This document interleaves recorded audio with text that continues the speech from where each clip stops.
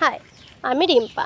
আজকে সকালে নার্সারিতে গিয়ে প্রথমেই আমার চোখে পড়ল এই সুন্দর ফুল গাছটি। এটি হলো টেকোমার অরেঞ্জ কালারের একটি ফুল গাছ।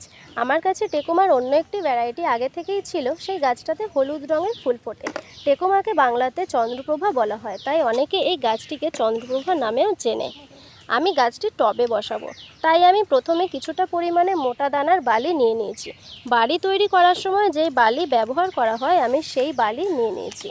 আর এখানে মাটি তৈরির জন্য 50% নর্মাল মাটির সাথে 50% আমি ভার্মি কম্পোস্ট নিয়ে নিয়েছি। খুব ভালো করে মিশিয়ে নিয়ে টবে আমি এই মাটি ভরে নিলাম। এরপরে গাছটিকে গ্রো ব্যাগ থেকে খুব সাবধানে বের করে নিয়ে খুব ভালোভাবে গাছটিকে আমি বসিয়ে নেব। তারপরে ফাঁকা জায়গাটাতে আবার মাটি দিয়ে পূরণ করে নেব। গাছ বসানো হয়ে গেলে টবটা ভর্তি করে জল দিয়ে গাছটাকে আমি 2-1 দিন কিন্তু ছায়াযুক্ত জায়গায় রেখে দেব। তারপরে যখন মনে হবে গাছটি পুরো ভালো আছে, সতেজ আছে, তখন আমি গাছটিকে রোদে বের করব। এই গাছটি কিন্তু রোদেই রাখতে হবে টবটাকে সবসময়, যাতে দিনে 7 থেকে 8 ঘন্টা টাইম গাছটি রোদ পায়। তোমরা কিন্তু এই গাছটি টবে বা বাড়ির উঠোন যে কোনো জায়গাতে করতে পারো।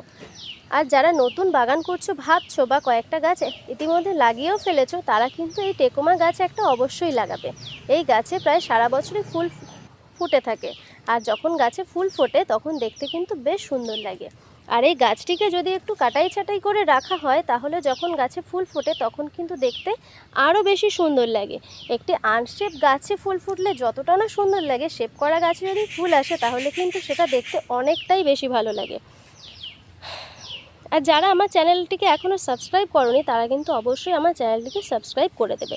আর আমার ভিডিও ভালো লাগলে অবশ্যই কিন্তু লাইক কমেন্ট করে দেবে। আজকের মতো টাটা।